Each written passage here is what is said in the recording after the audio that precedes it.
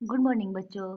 मैं रश्मि गुप्ता स्वागत करती हूँ आपका अपनी केमिस्ट्री की क्लास में, जिसमें हम पढ़ रहे हैं चैप्टर 10, जिसका नाम है हेलोजन व्युत्पन्न। इस हेलोजन व्युत्पन्न में हम मोनोहेलाइड्स के बारे में पढ़ चुके हैं। इस वीडियो में हम देखेंगे डाईहेलाइड्स क्या होते हैं, इनको कैसे बनाया जाता है और इनकी रासायनिक अभिक्रियाएं क्या क्या होती हैं। छोटा सा टॉपिक है, बहुत ईजी सा टॉपिक है, क्योंकि मोनोहेलाइड्स हमको समझ में आ चुके हैं। ये हम डाईहेलाइड्स के बारे में पढ़ रहे हैं अब। ठीक है, तो डाईहेलाइड का मतलब क्या हुआ? डाई मतलब दो, यानी कि वे हाइड्रोकार्बन जिनमें दो हेलोजन परमाणु पाए जाते हैं या होते हैं, उन्हें हम डाईहेलाइड्स कहते हैं। और जब वर्गीकरण पढ़ा था हमने, तो मैंने आपको बताया था कि जो डाईहेलाइड्स हैं ये तीन प्रकार के होते हैं। कौन कौन से? जेम डाईहेलाइड, विस डाईहेलाइड और alpha omega dihalide. GeM dihalide आपको याद होगा, मैंने आपको बताया था जेम डाईहेलाइड को याद रखने का तरीका है कि जम गए, कि दोनों के दोनों हेलोजन परमाणु एक ही सी परमाणु पर जम गए, तो उन्हें हम जेम डाइहेलाइड कहते हैं। जब वो अगल बगल वाले, यानी कि हमने यहाँ इसी से मान लीजिए क्लोरीन जोड़ दी, इसी से दूसरी क्लोरीन जोड़ दी, बाकी यहाँ पर कार्बन श्रृंखला जुड़ रही है, तो हो गए जेम डाइहेलाइड।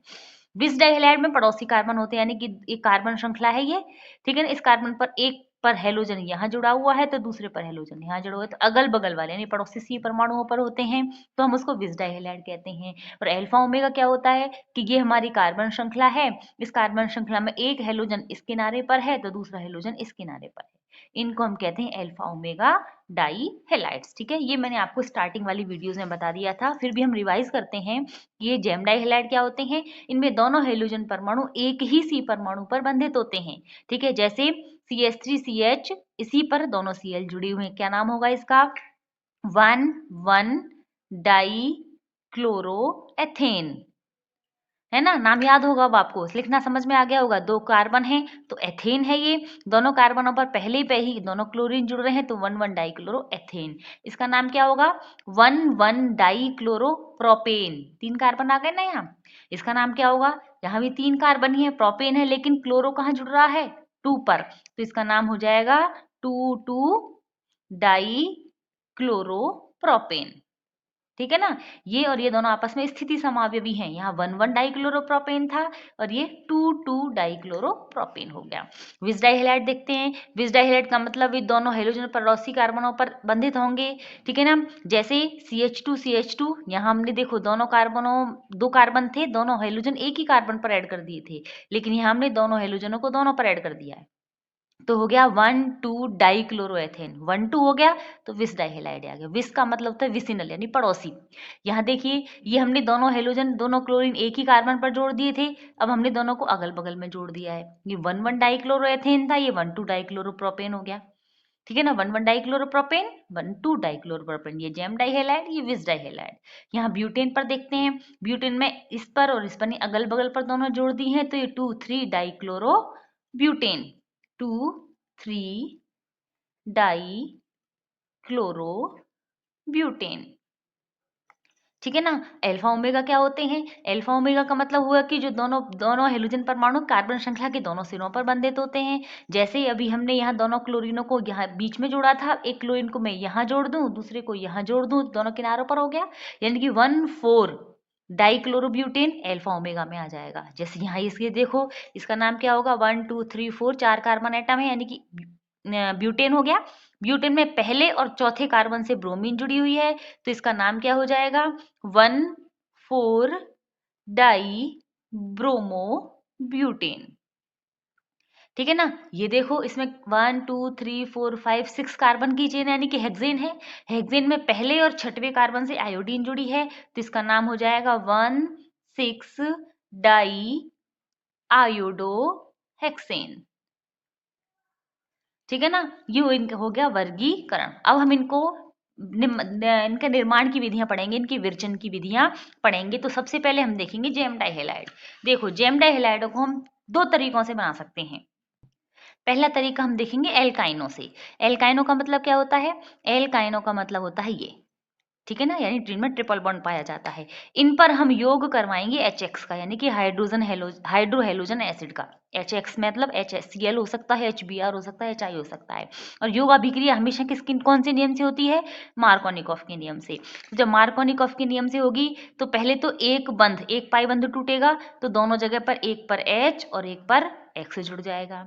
फिर अभी अभिक्रिया एक बार और होगी क्योंकि अभी एक पाई बंध और है, तो ये पाई बंध भी टूटेगा, तो जहाँ पहले हाइड्रोजन जुड़ी थी वहां दोबारा अभी हाइड्रोजन आ जाएगी, जहां पहले हेलोजन जुड़ा था वहां दोबारा हेलोजन जुड़ जाएगा, तो एक ही कार्बन पर दो हेलोजन परमाणु जुड़ गए, तो ये क्या बन गया, ये बन गया जेम डाई हैलाइड। ठीक है ना। और दूसरा तरीका होता है कार्बोनिल यौगिकों से। अब कार्बोनिल यौगिक क्या होते हैं, कार्बोनिल यौगिक का मतलब होता है जिनमें कार्बोनिल समूह पाया जाता है, और कार्बोनिल समूह कौन सा होता है, ये। ठीक है ना। जहां पर अगर हम दोनों जगह कार्बन श्रृंखला लगा देते हैं तो ये कीटोन कहलाते हैं, और अगर हम एक जगह पर कार्बन श्रृंखला लगाएं और दूसरी जगह पर हाइड्रोजन लगा देते हैं तो ये एल्डिहाइड कहलाते हैं। ठीक है ना। इनकी अभिक्रिया करवानी है हमें PCl5 से। PCl5 ये पहले भी करवाई है हमने, जब एल्कोहलों से हमने हेलो एल्किनों का निर्माण किया था। ये PCl5 है। PCl5 बहुत ताकतवर है, बताया था मैंने आपको, ताकतवर है तो फास्फोरस क्या करेगा, ऑक्सीजन को अपनी ओर खींचेगा, इसके दोनों बंधों को तोड़ेगा, तो यहाँ से क्या होगा, ये फास्फोरस इस ऑक्सीजन को अपने पास खींच लेगा, और ये बन गया क्या, POCl3। इस कार्बन के दोनों बंध टूटे तो दोनों जगह पर क्लोरीन जुड़ जाएगा, यानी कि CH3C और CH3, यहाँ पर भी Cl और यहाँ पर भी Cl, और निकल गया POCl3। ठीक है। ऐसे यहाँ देखेंगे हम तो सेम टू सेम अभिक्रिया यहाँ पर भी होगी, कि यहाँ ये है PCl5 और ये ऑक्सीजन को अपने साथ लेकर चला गया। ठीक है ना। तो एक तो निकल गया POCl3, क्या बचा यहाँ पर CH3 C Cl Cl और यहाँ पर H, यानी कि दोनों क्लोरीन एक ही कार्बन पर जुड़ गए, तो ये भी बन गया जेम डाई हैलाइड। ठीक है ना। अब इन दोनों में अंतर क्या होता है कि यहाँ इसको तो हम कहते हैं कीटोन और इसको कहते हैं हम एल्डिहाइड। कीटोन का मतलब होता है जिसमें दोनों कार्बन श्रृंखला जुड़ी होती हैं। तो कीटोन से जब हम PCl5 की अभिक्रिया करवाते हैं तो हमें जो जेम डाई हैलाइड मिलते हैं उसमें दोनों हेलोजन परमाणु कार्बन श्रृंखला के बीच में होते हैं, जबकि एल्डिहाइडों से जब अभिक्रिया करवाते हैं तो दोनों का हेलोजन परमाणु कार्बन श्रृंखला के किनारे पर होते हैं। तो ऐसे जेम डाई हैलाइड जो जिनमें दोनों हेलोजन परमाणु किनारे पर पाए जाते हैं उन्हें कहते हैं हम तटस्थ तटस्थ जेम डाई हैलाइड। ठीक है ना। External external gem dihalide, तट किनारे पर है, तट का मतलब किनारे पर है। और जब दोनों हेलोजन परमाणु श्रृंखला के बीच में पाए जाते हैं तो उनको कहते हैं इंटरनल। इंटरनल को हम हिंदी में कहते हैं अंतस्थ। अंतस्थ जेम डाई हैलाइडों का निर्माण होता है। तो ये दो विधियां हैं जेम डाई हैलाइड बनाने की, एक तो है एल्काइन, दूसरे हैं कार्बोनिल यौगिक। तो देखिए एल्काइनों पर HX का योग करवाने पर जेम डाई हैलाइड बनते हैं। याद रखना है योग अभिक्रिया कौन से नियम से होती है, मार्कोनिकॉफ के नियम से। ठीक है ना। अब जैसे एल्काइन पर एक HX जोड़ा तो एक डबल बॉन्ड, एक पाई बॉन्ड टूट गया, दूसरा HX जुड़ा तो दूसरा पाई बॉन्ड भी टूट गया, जेम डाई हैलाइड बन गए। जैसे एसिटिलीन, इसको क्या कहते हैं, एसिटिलीन। ठीक है। एसिटिलीन पर HCl का योग करवाया तो एक हाइड्रोजन इस C पर जुड़ गया और क्लोरीन इस C पर जुड़ गई, तो बन गया CH2 डबल बॉन्ड CHCl। एक HCl फिर जोड़ दिया तो ये हाइड्रोजन फिर इस कार्बन से जुड़ जाएगी, तो ये बन गया CH3, ये बन गया। ये Cl इस पर जुड़ गया तो ये CH, एक Cl और दूसरा Cl, तो ये जेम डाइक्लोराइड बन गया। ठीक है ना। 1,1 डाइक्लोरो एथेन। ऐसे हमने प्रोपाइन से अभिक्रिया कर, इसको प्रोपिलीन भी कहते हैं या प्रोपाइन। ठीक है ना। प्रोपाइन से पर HBr का योग करवाएं तो मार्कोनिकॉफ के नियम से होगा। मार्कोनिकॉफ का नियम क्या कहता है, धनात्मक हिस्सा वहां जुड़ता है जहां हाइड्रोजन ज्यादा हो, यानी ये हाइड्रोजन अब यहाँ जुड़ेगी और तो Br को यहाँ जुड़ना पड़ेगा, तो जुड़ गया, ये हाइड्रोजन यहाँ जुड़ी तो ये CH2 बन गया। ठीक है। और Br बीच वाले कार्बन पर जुड़ गया यहाँ। ठीक है। अब एक HBr और है, ये फिर जुड़ेगा तो हाइड्रोजन फिर वहीं जुड़ेगी जहां हाइड्रोजन पहले जुड़ी थी, तो हाइड्रोजन यहाँ जुड़ेगी तो ये CH3 बन गया और ये Br इस कार्बन पर जुड़ गया, तो ये बन गया 2,2 डाइब्रोमो प्रोपेन। ठीक है ना। ये तो है अंतस्थ और ये है तटस्थ। ठीक है ना। दूसरा तरीका कार्बोनिल यौगिकों से कि इनकी अभिक्रिया PCl5 से करवाई, तो देखो कार्बोनिल यौगिक की रिएक्शन PCl5 से करवाई, ये POCl3 निकल गया, दोनों के Cl इस C से जुड़ गए, जेम डाई हैलाइड बन गया। जैसे एसिटाल्डिहाइड रिएक्शन यानी CH3 C और H, यानी कार्बोनिल यौगिक से एक तरफ CH3 जोड़ा है और एक तरफ H जोड़ा है, तो POCl3 निकलना ही है और ये बन गया CH3CH Cl 1 डाइक्लोरोएथेन। ठीक है ना। हमने यहाँ एसीटोन से रिएक्शन करवाई ना, इसको एसिटाल्डिहाइड कहते हैं और इसको क्या कहते हैं, इसको कहते हैं एसीटोन। ठीक है ना। एसीटोन से रिएक्शन करवाई तो POCl3 तो निकलना ही है, दोनों क्लोरीन इस चीज से जुड़ जाएंगे तो CH3 तो ऐसे कैसे है ही, यहाँ भी Cl जुड़ गया, यहाँ भी Cl जुड़ गया, 3 कार्बन की श्रृंखला है तो प्रोपेन है, प्रोपेन में दूसरे कार्बन से दोनों हेलोजन जुड़े हुए हैं तो 2,2 डाइक्लोरोप्रोपेन जुड़ गया। तो ये तो बन गई हमारी कौन सी, तटस्थ डाइहेलाइड बन गया, और ये अंतस्थ डाइहेलाइड बन गया। ठीक है ना। अब देखते हैं विस डाइहेलाइड कैसे बनते हैं।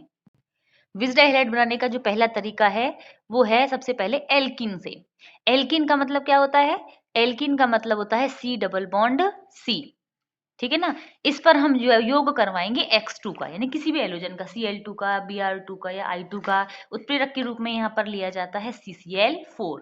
तो जब हम X2 का योग करवाएंगे, योग का मतलब अब यहाँ तो सेम है, मार्कोनिकॉफ की नियम की जरूरत नहीं है। मार्कोनिकॉफ का नियम तभी लागू होगा जब कोई ध्रुवीय अणु हो, यानी जिसमें प्लस और माइनस हो। यहाँ तो दोनों ही परमाणु समान है तो किसी नियम की आवश्यकता नहीं है। एक जगह पर एक हेलोजन जोड़ देंगे, दूसरी जगह पर दूसरा हेलोजन जोड़ देंगे, यानी ये तो ऐसे के ऐसे ही रहेंगे, एक यहाँ X जुड़ गया, एक X यहाँ जुड़ गया, विस डाइहेलाइड बन गया। ठीक है ना। ठीक है, दूसरी चीज, दूसरा जो तरीका है वो है अपना ग्लाइकॉल से। अब ग्लाइकॉल क्या होते हैं, ग्लाइकॉल, ग्लाइकॉल का मतलब होता है जिसमें अगल बगल वाले कार्बनों पर OH जुड़ा हो। ठीक है, ये कार्बन श्रृंखला चाहे कितनी भी लंबी हो पर दो पड़ोसी कार्बनों पर OH जुड़ा हुआ होना चाहिए। ठीक है ना। अब आपको याद होगा कि हमने ROH को RX में कैसे बदला था। ठीक है ना, बहुत सिंपल अभिक्रिया, वही PCl5 को ही ले लेते हैं जैसे जेम डाइहेलाइड में लिया था। PCl5 की अभिक्रिया करवाते हैं तो सेम तरीका, PCl5 ताकतवर है, ये क्या करेगा, क्लोरीन को अपने साथ ले जाएगा, तो क्लोरीन को अपने साथ ले गया ऐसे, तो ये HCl के साथ निकल जाएगा और RCl बन जाएगा। ठीक है ना। ये तो ROH का था। तो जब एक OH के साथ ऐसी रिएक्शन होती है तो यहाँ दो OH हैं, तो दोनों जगह क्या होगा, OH हट के Cl लग जाता है। तो ऐसा ही यहाँ होगा कि जब हम इसकी अभिक्रिया करवाएंगे PCl5 से तो कार्बन श्रृंखला चाहे कितनी भी लंबी हो, जहां पर OH होंगे वहां पर Cl जुड़ जाएंगे, तो ये बन गए विस डाइहेलाइड। ठीक है। और तीसरा तरीका एक और है, हुंसडीकर अभिक्रिया। हुंसडीकर अभिक्रिया आपको याद होगा, मैंने बताया था कि RCOOAg की अभिक्रिया करवाते हैं Br2 से CCl4 की उपस्थिति में। ठीक है ना। तो क्या होता है कि यहाँ हुंसडीकर अभिक्रिया से एक कार्बन परमाणु CO2 के रूप में निकल जाता है, यानी कि CO2 निकल जाती है और यहाँ बनते हैं RBr। ये तो थे मोनोकार्बोक्सिलिक अम्लों के लवण। अगर हम द्विकार्बोक्सिल यानी डाई कार्बोक्सिलिक अम्लों के लवण ले लें, डाई कार्बोक्सिलिक अम्ल जैसे ये होता है अपना सक्सिनिक अम्ल, ये सक्सिनिक अम्ल है। ठीक है ना। सक्सिनिक अम्ल कार्बोक्सिलिक अम्ल ले लिया, इसका सिल्वर लवण लें तो H को हटाकर हमने कर दिया Ag। अब इसकी हुंसडीकर अभिक्रिया करवा दें, यानी कि Br2 से अभिक्रिया CCl4 की उपस्थिति में, ये CO2 निकल जाएगा, ये CO2 निकल जाएगा, Ag को तो हटना है ही, तो क्या बन जाएगा, CH2 पर Br जुड़ गया और इस CH2 पर भी Br जुड़ गया। ठीक है ना। तो ये बन गया विस डाइहेलाइड। तो ये तीन तरीके हैं जिनसे हम विस डाइहेलाइडों का निर्माण कर सकते हैं। तो देखिए पहली विधि, एल्कीनों से एल्कीनों का हेलोजनीकरण करवाते हैं पर विस डाइहेलाइड बनते हैं। हेलोजनीकरण का मतलब, नामों को समझना बच्चों कि हेलोजनीकरण, करण का मतलब तो क्रिया है, हेलोजनी मतलब हेलोजन का जुड़ना, तो हेलोजन को जोड़ना है। हेलोजन किस रूप में जोड़ेंगे, X2 के रूप में जोड़ेंगे, CCl4 उत्प्रेरक के रूप में लिया जाएगा, विस डाइहेलाइड बन जाएंगे। ठीक है, एक कार्बन ये पाई बंध टूटेगा, यहाँ पर भी एक सिग्मा बंध बन जाएगा, यहाँ पर भी एक सिग्मा बंध बन जाएगा, दोनों जगह पर X जुड़ जाएगा। जैसे हमने ली है एथीन, है ना, इस एथीन को एथिलीन भी कहते हैं। ठीक है ना, दोनों नाम याद रखना, एथिलीन तो इसका कॉमन नेम है, यह व्युत्पन्न नाम है, और एथीन इसका यूपीसी नाम है। एथिलीन पर जब Br2 जोड़ा CCl4 की उपस्थिति में, तो ये पाई बंध टूट गया, एक Br इस कार्बन पर जुड़ गया, एक Br इस कार्बन पर जुड़ गया, विस डाइहेलाइड बन गया, 1,2 डाई ब्रोमो एथेन। प्रोपीन लिए हमने, तो वो CCl4 की उपस्थिति में Cl2 से अभिक्रिया करवा दी, मान लो ये पाई बंध टूटेगा, एक Cl इसका जगह जुड़ जाएगा, एक Cl इस जगह जुड़ जाएगा, तो CH3CHCl CH2Cl। ठीक है ना। हमने ले ली 2 ब्यूटीन, 2 ब्यूटीन पर हमने Cl2 जुड़वाई CCl4 की उपस्थिति में, तो ये पाई बंध टूटेगा, तो एक सिग्मा बंध इसका, एक सिग्मा बंध इसका, तो यहाँ पर भी एक क्लोरीन जुड़ गई, यहाँ पर भी एक क्लोरीन जुड़ गई, तो दूसरे और तीसरे कार्बन पर क्लोरीन जुड़ गई, तो देखिए दूसरे और तीसरे पर जोड़ दिया तो इसका नाम हो गया 2,3 डाइक्लोरोब्यूटेन। तो इस तरह से एल्किनों पर जब हम हेलोजनों का योग करते हैं CCl4 की उपस्थिति में तो बिस डाइहेलाइडों का निर्माण हो जाता है। अगली विधि है अपनी ग्लाइकोल से, ठीक है ना। ग्लाइकोल से मैंने आपको बताया था, ग्लाइकोल का मतलब क्या होता है, जिसमें 1,2 डाइऑल भी कहते हैं इनको, यानी कि किनारे अगल बगल वाले दो कार्बनों पर 2 OH डाइऑल होना चाहिए, ठीक है। डाइऑल से बनता है ग्लाइकोल, ठीक है। PCl5 की अभिक्रिया करवाते हैं, अभिक्रिया बिल्कुल एल्कोहलों की तरह ही होती है, जहां OH होता है वहां से हटके उसकी जगह Cl आ जाता है, तो हमने एथेन डाइऑल लिया, इसको हम एथिलीन ग्लाइकोल भी कहते हैं, ठीक है। 1,2 एथेन डाइऑल है और इसका दूसरा नाम क्या है, एथिलीन ग्लाइकोल। तो जब एथिलीन ग्लाइकोल की अभिक्रिया हमने PCl5 से करवाई है तो दोनों OH हट गए, उनकी जगह पर 2 Cl आ गए, क्या बन गया 1,2 डाइक्लोरोएथेन, ठीक है ना। तब समझ में आ गया ना, 1,2 डाइक्लोरोएथेन। और देखते हैं, देखिए ये हमने ब्यूटेन डाइऑल लिया, ये भी ग्लाइकोल है, 1,2 है, ठीक है ना। ब्यूटेन डाइऑल लिया, PCl5 से अभिक्रिया करवाई, दोनों OH हट गए और दोनों जो OH की जगह पर आ गया Cl, ठीक है ना। क्या बन गया 1,2 डाइक्लोरोब्यूटेन, POCl3 और HCl निकल जाएंगे, ठीक है। अगली अभिक्रिया हमने देखी थी हुंसडीकर से। हुंसडीकर अभिक्रिया में जैसे हमने सक्सिनिक अम्ल लिया, तो सक्सिनिक अम्ल का सब सिल्वर लवण लेते हैं और उसकी हुंसडीकर अभिक्रिया करवाते हैं तो विस डाइहैलाइड बन जाता है, ठीक है ना। ये है सक्सिनिक अम्ल। सक्सिनिक अम्ल क्या होता है, सक्सिनिक अम्ल होता है 4 कार्बन वाला डाइकार्बोक्सिलिक अम्ल, ठीक है ना। यानी यहाँ पर होता है H सक्सिनिक अम्ल में, उसका सिल्वर लवण लिया है तो Ag आ गया। हुंसडीकर अभिक्रिया में क्या करवाते हैं, Br2 से अभिक्रिया करवाते हैं, किसकी उपस्थिति में, CCl4 की उपस्थिति में। तो जब CCl4 की उपस्थिति में सिल्वर सक्सिनेट की अभिक्रिया Br2 से होगी तो एक CO2 ये निकल जाएगी, एक CO2 ये निकल जाएगी, 2 CO2 निकल गए। एक Ag और एक Ag, 2 Ag हैं, 2 Br के साथ AgBr के रूप में निकल जाएंगी। यहाँ 4 Br हैं कुल मिला के, 2 Br गए, 2 बचे, एक यहाँ जुड़ गया, एक यहाँ जुड़ गया, बन गया विस डाइहैलाइड 1,2 डाइब्रोमो एथेन, ठीक है। यहाँ केवल ब्रोमाइड बनेंगे, समझ में आ गई ना। तो ये 3 अभिक्रियाएं थी जिन अभिक्रियाओं से हम बनाते हैं विस डाइहैलाइड। और अल्फा ओमेगा डाइहैलाइड बनाने की केवल एक ही विधि है, वो भी है हुंसडीकर अभिक्रिया ही। हुंसडीकर अभिक्रिया में हमें क्या करना होगा अल्फा ओमेगा बनाने के लिए कि सक्सिनिक अम्ल यानी 4 कार्बन से ज्यादा की श्रृंखला वाले डाइकार्बोक्सिलिक अम्ल लें, जैसे कम से कम 5 कार्बन होना चाहिए, उससे ज्यादा के डाइकार्बोक्सिलिक अम्लों के सिल्वर लवण। जैसे मैंने यहाँ 5 कार्बन का ले लिया, देखो 1 2 3 4 5 ग्लूटामिक अम्ल कहते हैं इसको, ठीक है ना। इसमें से एक CO2 यहाँ से निकल जाएगी, एक CO2 यहाँ से निकल जाएगी, 2 CO2 निकल गई, दोनों AgBr के साथ निकल जाएंगे, ये 2 Br काम में आएंगे, तो ये CH2 CH2 CH2 बचा, एक Br यहाँ जुड़ जाएगा, एक Br यहाँ जुड़ जाएगा, ये बन गया अल्फा ओमेगा है, क्योंकि एक इस किनारे पर है और एक इस किनारे पर है। एक की विधि है अल्फा ओमेगा डाइहैलाइड बनाने की, ठीक है ना। तो ये विधियां थी अपनी जिनसे हमने अल्फा ओमेगा डाइहैलाइड्स या विस डाइहैलाइड्स या जेम डाइहैलाइड्स बनाए थे। अब देखते हैं इनकी रासायनिक अभिक्रियाएं। देखो दो एक अभिक्रियाओं को एक साथ बताती हूँ मैं। एक अभिक्रिया बताऊंगी मैं जल अपघटन और दूसरी बताऊंगी विहाइड्रोहेलोजनीकरण।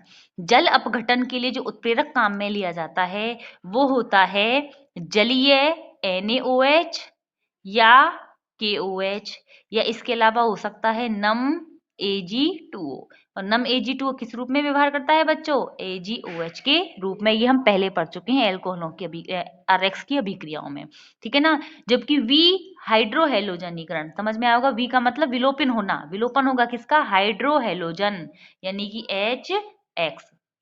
HX का विलोपन होगा। और HX का विलोपन करवाने के लिए या विहाइड्रोहेलोजनी करवाने के लिए एकमात्र उत्प्रेरक है वो है QH, वो भी कौन सी कंडीशन में, एल्कोहलिक कंडीशन में।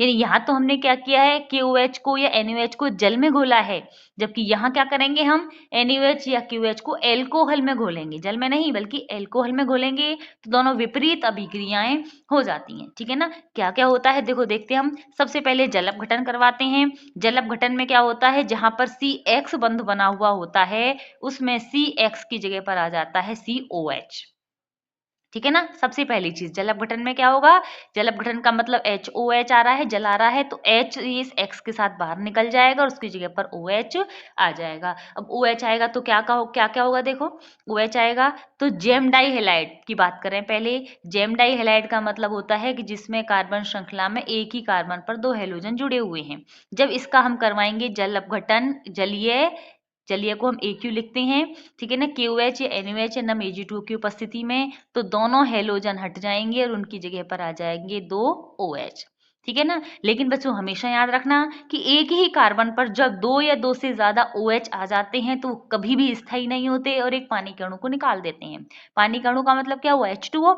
H2O के लिए दो हाइड्रोजन और एक ऑक्सीजन चाहिए, तो ये पूरा तो OH यहाँ से निकल गया और एक H इसका निकल गया, ठीक है ना, H2 बन गया, ये निकल गया, तो ये 3C बचे।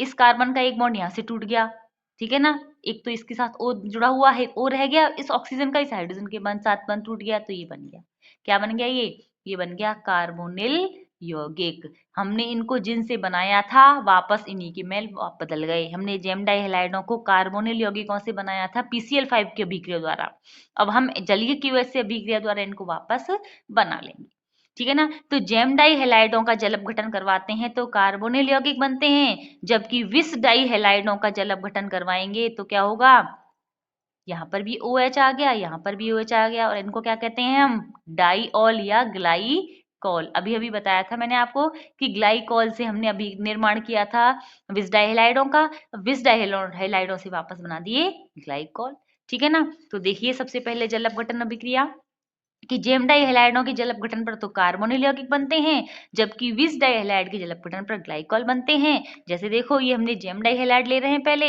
CH3CH दोनों जगह Cl, चलिए QH से अभिक्रिया करवाएंगे, दोनों Cl हटकर दो OH हो जाएंगे। अब दोनों OH एक ही कार्बन से जुड़े हुए हैं, स्थायी नहीं होंगे, एक H2O निकाल दिया, OH ये गया, H ये गया, तो ये दोनों डबल बॉन्ड बना रही है, एसिटाल्डिहाइड बन गया, कार्बोनिल यौगिक है ये, ठीक है ना। अब हमने क्या किया, अगला यौगिक लिया, यहाँ पर बीच में अंतस्थ जेम डाई हैलाइड है, ये दोनों क्लोरीन जुड़े हुए हैं, जलीय NaOH से अभिक्रिया करवाई, ये Cl भी हट गया, ये Cl भी हट गया, OH आ गया, लेकिन ये स्थायी नहीं होगा, OH ये वाला चला जाएगा, H ये वाला चला जाएगा, H2O निकल गया और ये कीटोन बन गया, एसीटोन कहते हैं इसको। अगला उदाहरण लिया ऐसे ही कि भी अंतस्थ है, दोनों Cl एक ही कार्बन पर जुड़े हुए हैं, नम Ag2O से अभिक्रिया करवाते हैं, ये किस रूप में व्यवहार करता है, AgOH के रूप में व्यवहार करता है, Ag के साथ Cl बाहर निकल जाएगा, उसकी जगह OH आ जाएगा, एक ही कार्बन पर दो OH जुड़े हैं, स्थायी नहीं होंगे, ये OH गया, ये H गया, ये आपस में डबल बॉन्ड से जुड़ गए तो बन गया ब्यूटेनॉन, ठीक है ना। तो यानी कि जेम डाई हैलाइडों के जल अपघटन से हमें क्या मिल गए, कार्बोनिल यौगिक, वो एल्डिहाइड भी हो सकते हैं या कीटोन भी हो सकते हैं, ठीक है ना। अब हम बात करते हैं विस डाई हैलाइडों की, तो विस डाई हैलाइडों में देखो क्या होगा कि ये दोनों Cl हैं, हट गए दोनों, यहाँ OH आ गए, ग्लाइकॉल बन गया, ये दोनों Cl हैं, एथिलीन डाइक्लोराइड बना, चलिए NaOH से अभिक्रिया करवाई, दोनों जगह OH आएगा, ग्लाइकॉल बन गया, ठीक है ना। 1,2 डाइब्रोमोब्यूटेन लिया, नम Ag2O से अभिक्रिया, दोनों Br हट गए, OH आ गया, ब्यूटेन डाइऑल बन गया, यानी कि ग्लाइकॉल का निर्माण हो जाता है, ठीक है ना। दूसरी बात देखते हैं अब हम विहाइड्रोहेलोजनीकरण। विहाइड्रोहेलोजनीकरण में HX का विलोपन होगा, ठीक है ना, और विलोपन अभिक्रिया कौन कौन से नियम से होती है, सेट-जेफ के नियम से। अगर जरूरत पड़ेगी तो हमें सेट-जेफ का नियम लागू करना पड़ेगा, ठीक है ना। और ये बीटा विलोपन होता है हमेशा, पढ़ा बताया था मैंने आपको जब सेट-जेफ नियम पढ़ाया था। बीटा विलोपन का मतलब क्या हुआ कि मान लीजिए ये अपना एक कार्बन श्रृंखला है, एक हेलोजन यहाँ जुड़ा है, एक हेलोजन यहाँ जुड़ा है, बाकी यहाँ पर H है, यहाँ पर भी H है, तो अगर इस X को निकालना है हमें HX के रूप में, तो ये X इस H के साथ निकलेगा, यानी पड़ोसी के साथ, और ये वाला X इस X के साथ निकलेगा। तो देखिए दो हेलोजन थे, ये विस डाई हैलाइड है, ये वाला हेलोजन इस हाइड्रोजन के साथ गया, दोनों का एक एक बंध टूटा, तो इन्होंने दोनों का ये वाली दोनों कार्बन है ना, इन्होंने डबल बॉन्ड बना लिया, फिर ये X भी इस H के साथ निकल गया, तो एक ट्रिपल बॉन्ड और बन गया, तो क्या बन गया, ऐसी हाइड्रोकार्बन में ट्रिपल बॉन्ड पाया जाता है उनको क्या कहते हैं, उनको कहते हैं हम एल्काइन, और एल्काइनों से हमने इनको बनाया था, ठीक है ना। अब देखिए अगर विस डाई हैलाइड होगा तो ये तो विस डाई हैलाइड हो गया, जेम डाई हैलाइड होगा तो क्या होगा, सेम टू सेम प्रोसेस, हमने यहाँ X जोड़ दिए दोनों, ठीक है, और बाकी यहाँ पर ये सभी हाइड्रोजनों की संयोजकताएं पूरी हो रही हैं, ठीक है ना। सभी क्रिया बिल्कुल वही होगी, हम क्या लेंगे, एल्कोहलिक KOH, एल्कोहलिक KOH से अभिक्रिया करवाएंगे तो -2HX होगा, ये X इस H के साथ निकल गया, ये X इस X के साथ निकल गया, ठीक है ना। दोनों कार्बनों के दो दो बंध टूट गए, तो ये CH3 ऐसे कैसे रह गया, ये CH2 ऐसे कैसे रह गया, यहाँ पर केवल बच गया C और यहाँ पर बच गया CH। ये एक संयुक्त की बची हुई ना, तो इनके बॉन्ड पूरे करेंगे तो यहाँ क्या होगा, ट्रिपल बॉन्ड आ जाएगा, क्योंकि दोनों के एक एक बंध यहाँ टूट रहे हैं और एक एक बंध यहाँ टूट रहे हैं, क्या बन गई, एल्काइन। ठीक है ना। यानी जब हम इनका भी हाइड्रो हेलोजनीकरण करवाते हैं तो चाहे जेम डाइहेलाइड हो चाहे विस डाइहेलाइड हो, हमें हमेशा एल्काइन ही प्राप्त होते हैं। ठीक है ना। डाइहेलाइडों की अभिक्रिया एल्कोहलिक की वजह से करवाने पर वी हाइड्रोहेलोजनीकरण यानी कि HX का विलोपन द्वारा एल्काइन बनती हैं। ये मैंने जेम डाइहेलाइड लिया, दोनों Cl निकले, दोनों Cl के साथ दो हाइड्रोजन यहाँ से निकल जाएगी तो यहाँ CH बचेगा, यहाँ भी CH बचेगा, ट्रिपल बॉन्ड आ जाएगा, एसिटिलीन बन गई। ये विस डाइहेलाइड लिया, विस डाइहेलाइड की अभिक्रिया एल्कोहलिक की वजह से करवाई तो दो HCl निकल गए, ये Cl इस H के साथ, ये Cl इस H के साथ, दोनों के पास एक एक हाइड्रोजन बची, एसिटिलीन बन गई। सेम प्रोडक्ट है, चाहे जेम था चाहे विस डाइहेलाइड था। ठीक है। ऐसे यहाँ पर ये दोनों Cl ये दोनों हाइड्रोजनों के साथ निकल जाएंगे तो CH3C ट्रिपल बॉन्ड CH, ये बन गया प्रोपाइन। यहाँ देखो हमने 1,2 डाइब्रोमो लिया तो यहाँ पर भी दोनों एल्कोहलिक की वजह से दो Br निकल गए। अब ये इधर से निकले हैं चाहे इधर से निकले हैं, कोई फर्क नहीं पड़ रहा है, तो ये निकलेंगे एक की तरफ से। ठीक है। ऐसा नहीं होगा कि एक इधर से निकल जाएगा एक इधर से निकल जाएगा, या तो दोनों हाइड्रोजन इधर से निकलेंगे या इधर से निकलेंगे और प्रोपाइन बन जाएगी। ठीक है ना। आयोडो एल्केन से गया, विस डाइहेलाइड ले लिया तो ये I इस H के साथ और ये I इस H के साथ निकल जाएगा, प्रोपाइन बन जाएगी। ठीक है ना। यानी कि हमने चाहे जेम डाइहेलाइड लिया चाहे विस डाइहेलाइड लिया, कोई फर्क नहीं पड़ रहा है। फर्क केवल तब पड़ेगा जब असममित एल्कीन बनने की संभावना होगी, तो सेट-जेफ का नियम लागू करना पड़ेगा। जैसे ये Cl है, ये जेम डाइहेलाइड है, ये यहाँ से भी हाइड्रोजन के साथ निकल सकता है, यहाँ से भी निकल सकता है। ठीक है। अगर यहाँ से निकलेगा तो यहाँ ट्रिपल बॉन्ड आएगा, यहाँ से निकलेगा तो यहाँ ट्रिपल बॉन्ड आएगा। अगर यहाँ ट्रिपल बॉन्ड आता है ऐसे तो एक सममित एल्कीन बनती है, और सेट-जेफ का नियम यही कहता है कि सेट-जेफ का नियम अनुसार वो एल्कीन ज्यादा बनती है जो सममित हो। अगर ट्रिपल बॉन्ड यहाँ आ जाएगा तो ये सममित नहीं होगी, क्योंकि इसके इस ट्रिपल बॉन्ड के एक तरफ तो एल्किल समूह होगा, दूसरी तरफ कुछ भी नहीं होगा, है ना। तो सेट-जेफ के नियम के अनुसार 2-ब्यूटाइन बनती है। जबकि विस डाइहेलाइड लेते हैं इसका हम तो कोई फर्क नहीं पड़ेगा, क्योंकि ये Cl इस H के साथ ही निकलेगा और ये Cl इस H के साथ ही निकलेगा, तो 2-ब्यूटाइन बन जाएगी। ठीक है ना। जबकि हमने ये कंडीशन ले ली 1-2 वाली पोजीशन, तो भी सेट-जेफ के नियम की लागू की आवश्यकता ही नहीं है। ये Cl इस H के साथ निकल जाएगा और ये Cl इस H के साथ निकल जाएगा। ठीक है ना, बन गए। अगली अभिक्रिया है वी हेलोजनीकरण। वी हेलोजनीकरण के लिए उत्प्रेरक लिया जाता है जिंक चूर्ण। तो जब हम जिंक चूर्ण से करवाते हैं तो ये दोनों हेलोजन परमाणुओं को ZnX2 के रूप में निकाल देता है, और ZnX2 के रूप में जब दोनों चीज निकलेंगी तो जेम डाइहेलाइड, विस डाइहेलाइड और अल्फा ओमेगा हेलाइड तीनों अलग अलग तरह के उत्पाद देते हैं। कैसे देंगे, देखो जेम डाइहेलाइडों से तो बनेंगे दो गुने कार्बन वाली एल्कीन, विस डाइहेलाइडों से बनेंगी समान कार्बन वाली एल्कीन, जबकि अल्फा ओमेगा डाइहेलाइडों से बनेंगी साइक्लो एल्केन। देखो देखते हैं कि करके समझते हैं अपन। देखो बिल्कुल वोट्स अभिक्रिया की तरह लिखी है मैंने, ये जब मैंने जेम डाइहेलाइड लिया है CH3 CH2 CH Cl, दो Cl जुड़ रहे हैं यहाँ, इसकी अभिक्रिया करवाना है Zn से, इसी को पलट के लिख दिया है मैंने ऐसे CH3 CH2 CH और दो Cl, बिल्कुल सेम टू सेम है ना, पलट के लिख दिया है। एक Zn दो Cl के साथ रिएक्शन कर देगा, ZnCl2 निकाल देगा, तो 4 क्लोरीन है यहाँ तो 2 Zn की जरूरत पड़ी, 2 ZnCl2 निकल गए। तो जब निकले हैं तो इस कार्बन के दो बंध यहाँ से टूट गए, ऐसे इस कार्बन के भी दो बंध यहाँ से टूट गए, तो इन दोनों ने क्या किया, इन दोनों ने आपस में दो बंध बना लिए, तो CH3 CH2 CH, CH3 CH2 CH, है ना, डबल बॉन्ड से CH3 CH2 CH के साथ जुड़ गया, ये CH3 है। ठीक है ना। तो ये हेक्सीन बन गई, दुगने कार्बन वाले एल्कीन। यहाँ 3 कार्बन की श्रृंखला थी, 1,1 डाइक्लोरोप्रोपेन था, क्या बन गया 3 हेक्सीन। ठीक है ना। ऐसे ही देखो यहाँ मैंने लिया 1,1 डाइब्रोमो एथेन, Zn से अभिक्रिया करवाई, ये सारा का सारा निकल जाएगा यहाँ से ऐसे। ठीक है ना, निकल गया तो CH3CH बचा, यहाँ CH3 बचा, इसके दो बंध टूट गए, इसके भी दो बंध टूट गए, आपस में जुड़ गए, 2 ब्यूटीन बन गया, दो गुने कार्बन वाली एल्कीन। दो कार्बन की श्रृंखला थी, 4 की हमें प्राप्त हो रही है। ठीक है ना। शाखित होगी तो भी इसी तरह से अभिक्रिया होगी। देखो शाखित ले लिए मैंने, अंतस्थ जेम डाइहेलाइड ले लिया है, 2,2 डाइक्लोरोप्रोपेन है, तो यहाँ पर भी बिल्कुल सेम टू सेम ऐसे ही अभिक्रिया होगी। ठीक है। याद ये रखना है कि हमें लिखना बिल्कुल उल्टा करके है, अपोजिट करके लिख देना है कि CH3 CH3Cl, यहाँ पर हमने उल्टा करके लिखा है, CH3CH3Cl, दोनों ZnCl2 निकल जाएंगे, इस कार्बन के दो बंध टूटेंगे, इस कार्बन के बंध टूटेंगे, आपस में जुड़ जाएंगे। तो यहाँ CH3CCH3 था, CH3CCH3, इसका अपोजिट, तो ये बन गया 2,3 डाइमेथिल 2 ब्यूटीन।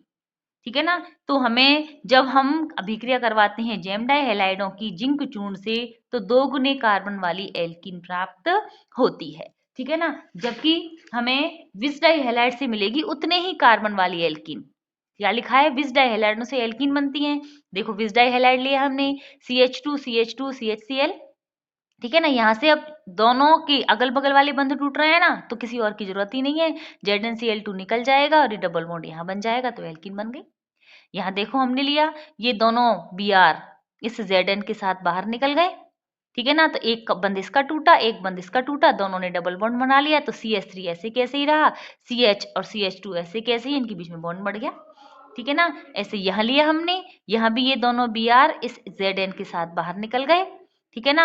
तो ये CH और ये CH दोनों का बंध टूट रहा है, डबल बॉन्ड बना लिया, 2 ब्यूटीन बन गई। ठीक है ना। ये हो गया। जबकि हमने क्या कहा, देखा अल्फा ओमेगा डाइहैलाइड से साइक्लोएल्केन बनते हैं। अभी साइक्लोएल्केन कैसे बनेंगे, तो देखिए ये अल्फा ओमेगा डाइहैलाइड है, दो किनारों है, दोनों Cl Zn के साथ निकल गए। अब इस कार्बन का एक बंध टूट रहा है और इस किनारे वाले कार्बन का भी ये बंध टूट रहा है, तो इन दोनों ने आपस में एक बंध बना लिया। तो देखो ये सब आपस में जुड़े हुई थे, बन गया साइक्लोब्यूटेन। तो अल्फा ओमेगा डाइहैलाइड से साइक्लोब्यूटेन बनते हैं, जबकि जेम डाइहैलाइड और विस डाइहैलाइड दोनों से ही एल्कीन बनती हैं। लेकिन एल्कीन में अंतर ये होता है कि जेम डाइहैलाइड से 2 गुने कार्बन वाली एल्कीन बनती है, जबकि विस डाइहैलाइड से उतने ही कार्बन वाली एल्कीन बनती है। ठीक है ना। अब एक अभिक्रिया रह गई है अपचयन। अपचयन अभिक्रिया क्या होती है, अपचयन अभिक्रिया में हम अपचयन करवाते हैं डाइहैलाइडों का। तो एक विशेष बात है, छोटी सी बात है, कि अपचयन के रूप में केवल और केवल काम में लिया जाता है जिंक और HCl गैस।